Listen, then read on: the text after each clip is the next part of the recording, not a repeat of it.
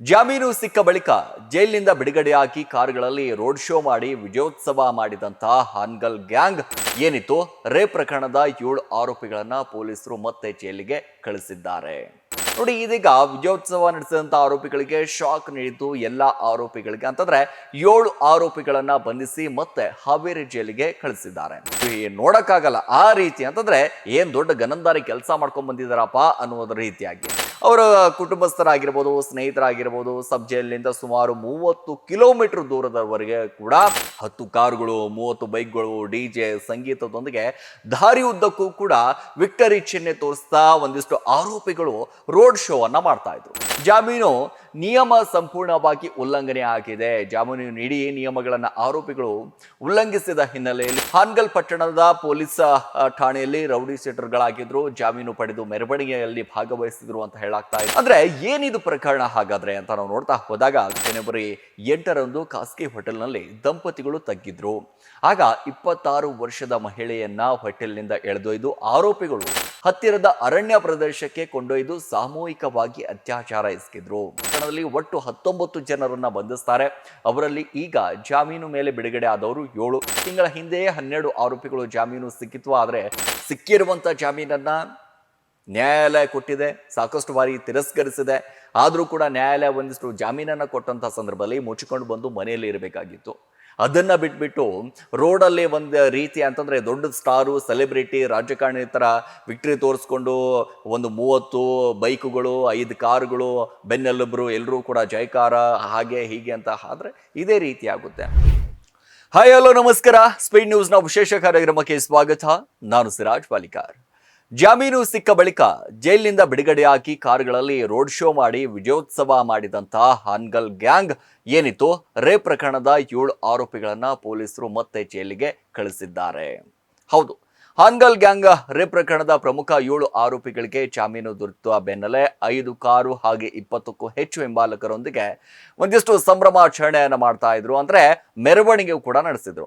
3 ದಿನಗಳ ಹಿಂದೆ ಹಾವೇರಿಯ ಸಬ್ ಜೈಲಿನಿಂದ ಜಾಮೀನಿನ ಮೇಲೆ ಬಿಡುಗಡೆ ಆದಂತಹ ಸಾಮೂಹಿಕ ಅತ್ಯಾಚಾರ ಪ್ರಕರಣದ ಆರೋಪಿಗಳಾದಂತಹ ಅಫ್ತಾಬ್ ಚಂದನ್ ಕಟ್ಟಿ, ಮದರ್ಸಾಬ್ ಮಂಡಕ್ಕಿ, ಸಮೀವುಲ್ಲಾ ಲಾಲನವರ್, ಮೊಹಮ್ಮದ್ ಸಾದಿಕ್ ಅಗಸಿ ಹಾಗೆ ಶೋಯಿಬ್ ಮುಲ್ಲಾ, ಇನ್ನು ತೌಸಿಫ್ ಚೋಟಿ ಮತ್ತು ರಿಯಾಜ್ ಸೇರಿದಂತೆ ಹಲವರು ಅಂತಂದ್ರೆ ಇವರುಗಳೆಲ್ಲರೂ ಕೂಡ ಕಾರ್ಗಳಲ್ಲಿ, ಬೈಕ್ಗಳಲ್ಲಿ ಕುಳಿತು ಒಂದಿಷ್ಟು ಸಂಭ್ರಮಾಚರಣೆ ಕೂಡ ಮಾಡ್ತಾ ಇದ್ರು. ಆ ವಿಡಿಯೋ ಸಖತ್ ಸಾಮಾಜಿಕ ಜಾಲತಾಣದಲ್ಲಿ ಸಖತ್ ವೈರಲ್ ಕೂಡ ಆಯಿತು. ಆರೋಪಿಗಳ ಈ ನಡೆಗೆ ತೀವ್ರ ಆಕ್ರೋಶ ಕೂಡ ವ್ಯಕ್ತವಾಯಿತು. ನೋಡಿ, ಇದೀಗ ವಿಜಯೋತ್ಸವ ನಡೆಸಿದಂತ ಆರೋಪಿಗಳಿಗೆ ಶಾಕ್ ನೀಡಿದ್ದು ಎಲ್ಲ ಆರೋಪಿಗಳಿಗೆ ಅಂತಂದ್ರೆ 7 ಆರೋಪಿಗಳನ್ನ ಬಂಧಿಸಿ ಮತ್ತೆ ಹಾವೇರಿ ಜೈಲಿಗೆ ಕಳಿಸಿದ್ದಾರೆ.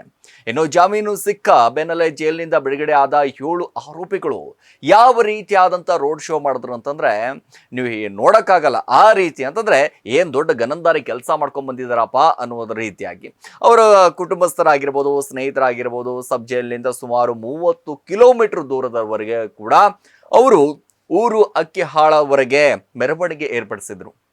10 ಕಾರುಗಳು, 30 ಬೈಕ್ಗಳು, ಡಿಜೆ ಸಂಗೀತದೊಂದಿಗೆ ದಾರಿ ಉದ್ದಕ್ಕೂ ಕೂಡ ವಿಕ್ಟರಿ ಚಿಹ್ನೆ ತೋರಿಸ್ತಾ ಒಂದಿಷ್ಟು ಆರೋಪಿಗಳು ರೋಡ್ ಶೋ ಅನ್ನ ಮಾಡ್ತಾ ಇದ್ರು. ಈ ವಿಡಿಯೋ ಸಾಮಾಜಿಕ ಜಾಲತಾಣದಲ್ಲಿ ಒಂದಿಷ್ಟು ವೈರಲ್ ಆಗುತ್ತೆ, ಪ್ರಸಾರ ಆಗುತ್ತೆ, ಒಂದಿಷ್ಟು ವಿರೋಧಗಳು ಕೂಡ ಸಹಜವಾಗಿ ಆಗುತ್ತೆ. ಇನ್ನು ಸಾಮೂಹಿಕ ಅತ್ಯಾಚಾರ ಆರೋಪಿಗಳ ವಿಜಯೋತ್ಸವದ ವಿಡಿಯೋ ಸಾಮಾಜಿಕ ಜಾಲತಾಣಗಳಲ್ಲಿ ವೈರಲ್ ಆಗುತ್ತಿದ್ದಂತೆ ಈ ವಿಚಾರ ಅರಿತ ನ್ಯಾಯಾಲಯ ಪ್ರಕರಣದ ಅಂದ್ರೆ 7 ಆರೋಪಿಗಳ ಜಾಮೀನನ್ನ ರದ್ದುಪಡಿಸಿದೆ. ನೋಡಿ, ಈ ಬೆಳವಣಿಗೆ ಬೆನ್ನಲ್ಲೇ ಹಾವೇರಿ ಪೊಲೀಸರು 7 ಆರೋಪಿಗಳನ್ನ ಮತ್ತೆ ಬಂಧಿಸಿ ಸಬ್ ಜೈಲಿಗೆ ಕಳಿಸಿದ್ದಾರೆ. ಜಾಮೀನು ನಿಯಮ ಸಂಪೂರ್ಣವಾಗಿ ಉಲ್ಲಂಘನೆ ಆಗಿದೆ. ಜಾಮೀನು ನೀಡಿ ನಿಯಮಗಳನ್ನ ಆರೋಪಿಗಳು ಉಲ್ಲಂಘಿಸಿದ ಹಿನ್ನೆಲೆಯಲ್ಲಿ ನ್ಯಾಯಾಲಯದ ಜಾಮೀನು ರದ್ದುಪಡಿಸಿ ಅಂತ ಪೊಲೀಸ್ ವರಿಷ್ಠ ಅಧಿಕಾರಿ ಅಂಶಿ ಕುಮಾರ್ ಎಸ್ ತಿಳಿಸಿದ್ದಾರೆ. ಸಾಮೂಹಿಕ ಅತ್ಯಾಚಾರ ಪ್ರಕರಣದಲ್ಲಿ ಜಿಲ್ಲಾ ನ್ಯಾಯಾಲಯದಿಂದ ಇತ್ತೀಚೆಗೆ ಜಾಮೀನು ಪಡೆದು 7 ಆರೋಪಿಗಳು ಜಾಮೀನಿನ ನಿಯಮಗಳನ್ನ ಸಂಪೂರ್ಣವಾಗಿ ಉಲ್ಲಂಘಿಸಿದ ನಂತರ ಪೊಲೀಸ್ ಇಲಾಖೆ ಬಂಧಿಸಿದೆ. ಆರೋಪಿಗಳು ಹಾನ್ಗಲ್ ಪಟ್ಟಣದ ಪೊಲೀಸ್ ಠಾಣೆಯಲ್ಲಿ ರೌಡಿ ಶೀಟರ್ಗಳಾಗಿದ್ರು, ಜಾಮೀನು ಪಡೆದು ಮೆರವಣಿಗೆಯಲ್ಲಿ ಭಾಗವಹಿಸಿದ್ರು ಅಂತ ಹೇಳಾಗ್ತಾ ಇದೆ. ಯಾಕಂದ್ರೆ ಕಾನೂನು ಬಾಹಿರ ಮೆರವಣಿಗೆ ವಿರುದ್ಧ IPC ಸೆಕ್ಷನ್ 189 ಹಾಗೆ 191, 281, 351 ಹಾಗೆ 351 ಈ ರೀತಿ ಅಂತಂದ್ರೆ ಒಟ್ಟು 190 BSNL 2023 ಅಡಿಯಲ್ಲಿ ಪ್ರಕರಣ ಕೂಡ ದಾಖಲಾಗಿದೆ. ಹಾನಗಲ್ ಪಟ್ಟಣ ಪೊಲೀಸ್ ಠಾಣೆಯಲ್ಲಿ ಪ್ರಕರಣ ದಾಖಲಾಗಿದ್ದು, ವಿಡಿಯೋ ವೈರಲ್ ಆದ ನಂತರ ವಿಡಿಯೋ ಪೊಲೀಸರು ಒಂದಿಷ್ಟು ಗಮನಿಸ್ತಾರೆ, ಪರಿಶೀಲನೆ ಮಾಡ್ತಾರೆ, ಎಲ್ಲ ಆರೋಪಿಗಳ ಮೆರವಣಿಗೆಯಲ್ಲಿ ಇದ್ರು ಅಂತ ದೃಢಪಡಿಸ್ತಾರೆ. ಅಂದ್ರೆ ಏನಿದು ಪ್ರಕರಣ ಹಾಗಾದ್ರೆ ಅಂತ ನಾವು ನೋಡ್ತಾ ಹೋದಾಗ, ಹಾವೇರಿಯಲ್ಲಿ 2024 ಜನವರಿ 8ರಂದು ಖಾಸಗಿ ಹೋಟೆಲ್ನಲ್ಲಿ ದಂಪತಿಗಳು ತಗ್ಗಿದ್ರು. ಆಗ 26 ವರ್ಷದ ಮಹಿಳೆಯನ್ನ ಹೋಟೆಲ್ನಿಂದ ಎಳೆದೊಯ್ದು ಆರೋಪಿಗಳು ಹತ್ತಿರದ ಅರಣ್ಯ ಪ್ರದೇಶಕ್ಕೆ ಕೊಂಡೊಯ್ದು ಸಾಮೂಹಿಕವಾಗಿ ಅತ್ಯಾಚಾರ ಎಸಗಿದ್ರು. ಸಂತ್ರಸ್ತೆ ನೀಡಿದ ದೂರಿನಂತೆ ಪೊಲೀಸರು ಈ ಪ್ರಕರಣದಲ್ಲಿ ಒಟ್ಟು 19 ಜನರನ್ನ ಬಂಧಿಸ್ತಾರೆ. ಅವರಲ್ಲಿ ಈಗ ಜಾಮೀನು ಮೇಲೆ ಬಿಡುಗಡೆ ಆದವರು 7 ಪ್ರಮುಖ ಆರೋಪಿಗಳು ಕೂಡ ಇದರಲ್ಲಿ ಸೇರಿದ್ದಾರೆ ಅಂತ ಹೇಳಲಾಗ್ತಾ ಇದೆ. ನೋಡಿ, ಈ ಪೈಕಿ 10 ತಿಂಗಳ ಹಿಂದೆಯೇ 12 ಆರೋಪಿಗಳು ಜಾಮೀನು ಸಿಕ್ಕಿತ್ತು. ಆದರೆ ಪ್ರಮುಖ ಆರೋಪಿಗಳ ಜಾಮೀನು ಅರ್ಜಿಗಳನ್ನ ಹಲವು ಬಾರಿ ನ್ಯಾಯಾಲಯ ಒಂದಿಷ್ಟು ತಿರಸ್ಕರಿಸುತ್ತೆ. ಈಗ ಉಳಿದ 7 ಆರೋಪಿಗಳಿಗೆ ನ್ಯಾಯಾಲಯ ಜಾಮೀನನ್ನ ಮಂಜೂರು ಮಾಡುತ್ತೆ. 3 ದಿನಗಳ ಹಿಂದೆ ಹಾನಗಲ್ ಗ್ಯಾಂಗ್ ರೇಪ್ ಪ್ರಕರಣದ ಪ್ರಮುಖ ಆರೋಪಿಗಳು ಜಾಮೀನು ಸಿಕ್ಕಿದ್ದಾರೆ.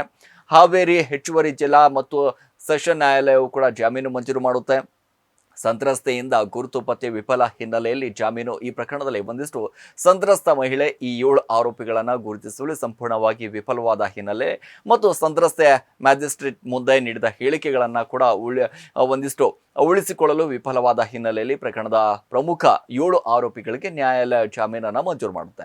A1 ಆರೋಪಿ ಆಗಿರುವಂತಹ ಅಫ್ತಾದ್, ಹಾಗೆ A2 ಮದರ್ ಸಾಬ್, A3 ಆಗಿರುವಂತಹ ಸಮೀವುಲ್ಲಾ, ಹಾಗೆ A4 ಆಗಿರುವಂತಹ ಮೊಹಮ್ಮದ್ ಸಾದಿಕ್, ಹಾಗೆ 8 ಪ್ರಮುಖ ಆರೋಪಿಗಳು ಇವರೆಲ್ಲ.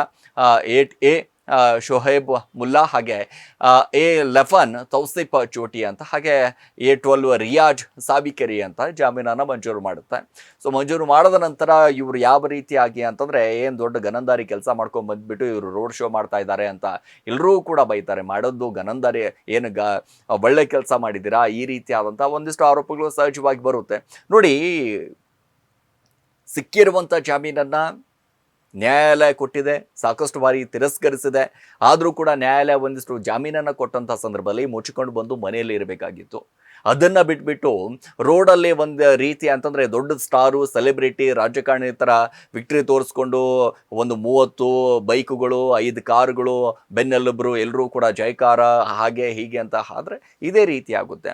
ನೋಡಿ, ಜಾಮೀನು ಸಿಕ್ಕ ಬಳಿಕ ಜೈಲಿನಿಂದ ಬಿಡುಗಡೆ ಆಗಿ ರೋಡ್ ಶೋ ಏನು ಮಾಡಿದ್ರು, ದೊಡ್ಡ ರೋಡ್ ಶೋ ಅಂದರೆ ವಿಜಯೋತ್ಸವ ಯಾವ ರೀತಿಯಾಗಿ ಆಚರಣೆ ಮಾಡೋದು ಅಂತಂದರೆ ಹೇಳೋಕ್ಕಾಗಲ್ಲ, ಆ ರೀತಿ ಮಾಡಿದ್ರು. ಸೊ ಈಗ ತಕ್ಕ ಪಾಠ ಕಲಿಸಿದ್ದಾರೆ, ಮತ್ತೆ ಅವರನ್ನು ಜೈಲಿಗೆ ಕಳಿಸಿದ್ದಾರೆ ಅಂತಲೇ ಹೇಳ್ಬೋದು. ಇದಾಗಿತ್ತು ಇವತ್ತಿನ ವಿಶೇಷ. ನಿರಂತರ ಸುದ್ದಿಗೆ ನೋಡ್ತಾರೆ ಸ್ಪೀಡ್ ನ್ಯೂಸ್ ಕನ್ನಡ.